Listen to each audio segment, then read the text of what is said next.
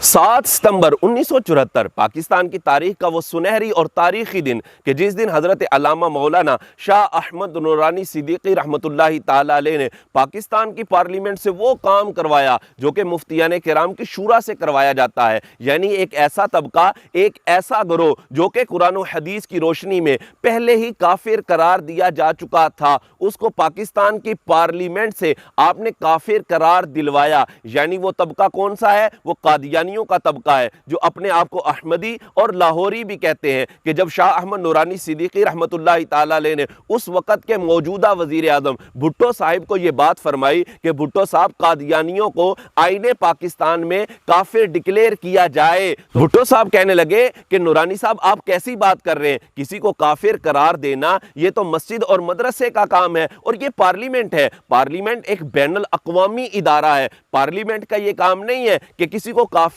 قرار دیا جائے۔ لیکن شاہ احمد نورانی صدیقی رحمت اللہ تعالی علیہ نے ایسے عقلی دلائل دیے کہ بھٹو صاحب کو اس بات پر قائل کر لیا، اور وہ عقلی دلائل دیتے ہوئے شاہ احمد نورانی صدیقی رحمت اللہ علیہ فرمانے لگے، آپ فرماتے بھٹو صاحب آپ دیکھیں، آپ قوم کے ووٹ لے کر پاکستان کے منتخب وزیر اعظم بنے ہیں، اگر آپ کی کرسی کے سامنے کوئی شخص کرسی رکھ کر اس کے اوپر بیٹھ کر یہ بات کہنے لگے کہ میں ملک کا وزیر اعظم ہوں، تو آپ کا اس کے بارے میں کیا فیصلہ ہوگا؟ تو بھٹو صاحب کہنے لگے میں اسے پاگل کہوں گا، باغی کہوں گا، یا غدار کہوں گا۔ تو نورانی صاحب آپ فرمانے لگے، آپ فرماتے ہیں بھٹو صاحب آپ کی کرسی چھوٹی کرسی ہے، میرے آقا علیہ الصلوۃ والسلام کی جو کرسی ہے وہ مقام محمود والی کرسی ہے، آپ کی کرسی کے سامنے کوئی شخص کرسی پر بیٹھ کر یہ کہے کہ میں ملک کا وزیر اعظم ہوں، آپ کا اس کے بارے میں اتنا سخت فیصلہ ہو رہا ہے کہ یا وہ پاگل ہے، یا وہ باغی ہے، یا وہ غدار ہے۔ تو نبی پاک علیہ الصلوۃ والسلام کی ختم نبوت کا جو شخص منکر ہو،